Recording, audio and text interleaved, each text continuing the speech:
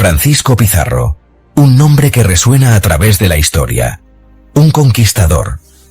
Un hombre de origen humilde que se topó con riquezas y poder inimaginables.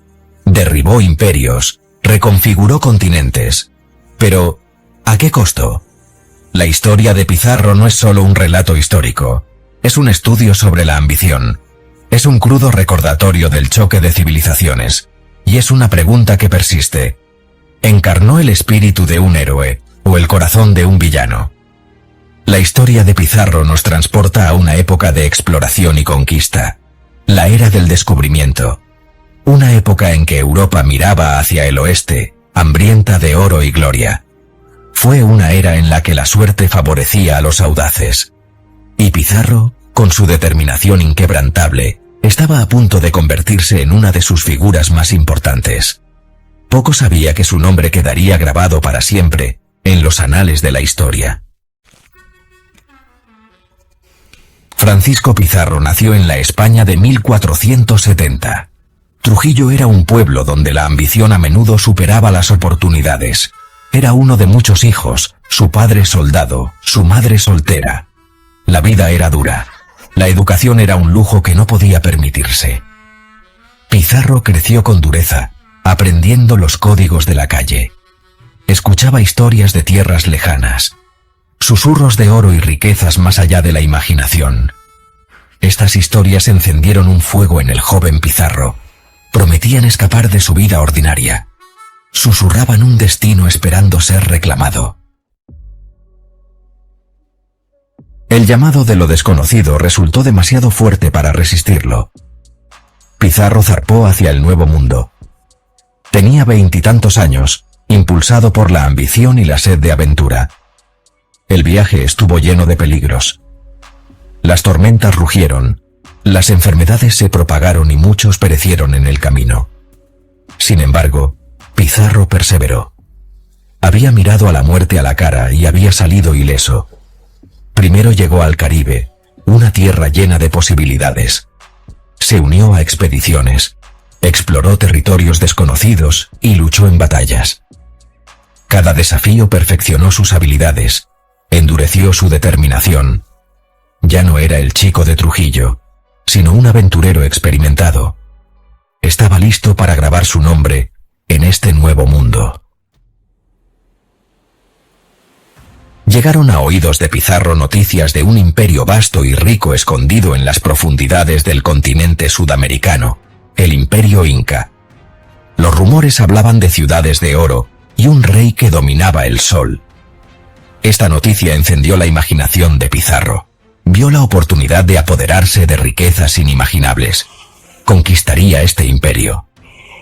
En 1532, Pizarro se embarcó en su expedición más audaz hasta el momento. Lideró un pequeño grupo de conquistadores. Impulsados por la codicia y la ambición, marcharon a través de selvas traicioneras, escalaron montañas imponentes y desafiaron a tribus hostiles. Cada desafío puso a prueba sus límites. Su número disminuyó, pero siguieron adelante. La sed de oro alimentaba cada uno de sus pasos. Pizarro llegó a Cajamarca, una bulliciosa ciudad inca enclavada en la cordillera de los Andes. Allí conoció a Atahualpa, el emperador inca. El encuentro fue un choque de mundos.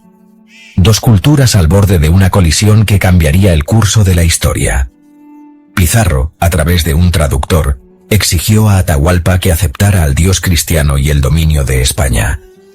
Atahualpa se negó. Él era el hijo del sol. Gobernaba un imperio poderoso. No se inclinaría ante estos extraños. Pizarro, viendo una oportunidad, lanzó un ataque sorpresa. Los incas, tomados por sorpresa, fueron rápidamente sometidos. Atahualpa, el dios rey, era ahora un prisionero. Atahualpa, desesperado por recuperar su libertad, ofreció a Pizarro un rescate de rey, una habitación llena de oro y plata. Pizarro estuvo de acuerdo, pero era un trato engañoso. No tenía intención de cumplir su palabra. Los incas, desesperados, reunieron sus tesoros. El oro fluyó hacia Cajamarca, pero no fue suficiente para salvar a su rey. Pizarro, temiendo el potencial de Atahualpa para unir a su gente, ordenó su ejecución. Con Atahualpa muerto, Pizarro marchó sobre Cusco, la capital inca. La ciudad cayó, y con ella, el otrora poderoso imperio inca se derrumbó. Pizarro, ahora amo de un vasto imperio, fundó la ciudad de Lima. Había logrado lo que se propuso, había conquistado un imperio. Pero su victoria tuvo un costo terrible. El triunfo de Pizarro duró poco. Su despiadada ambición había sembrado semillas de descontento. Enfrentó rebeliones de los incas conquistados, desafíos de conquistadores rivales. La traición acechaba en cada sombra. Entre sus enemigos se encontraba Diego de Almagro, un compañero conquistador. Alguna vez habían sido aliados, unidos por la ambición, pero la codicia y el poder los habían separado. Su rivalidad se convirtió en un conflicto abierto. Almagro fue derrotado y ejecutado, pero las semillas de la discordia se habían sembrado. En 1541, en el corazón de su palacio en Lima, Francisco Pizarro fue asesinado. Fue abatido por la misma sed de poder que había impulsado su ascenso. Su muerte marcó el final de una era. El conquistador que había sometido a un imperio ya no existía. El legado de Francisco Pizarro es complejo y controvertido. Fue un hombre de su tiempo. Fue producto de una época en que los imperios se forjaban y se rompían a espada. Fue un hombre impulsado por la ambición. Un hombre que reconfiguró continentes. Un hombre que dejó un rastro de sangre y oro a su paso. Su historia sirve como recordatorio de las complejidades de la historia, donde los héroes y los villanos son a menudo dos caras de la misma moneda.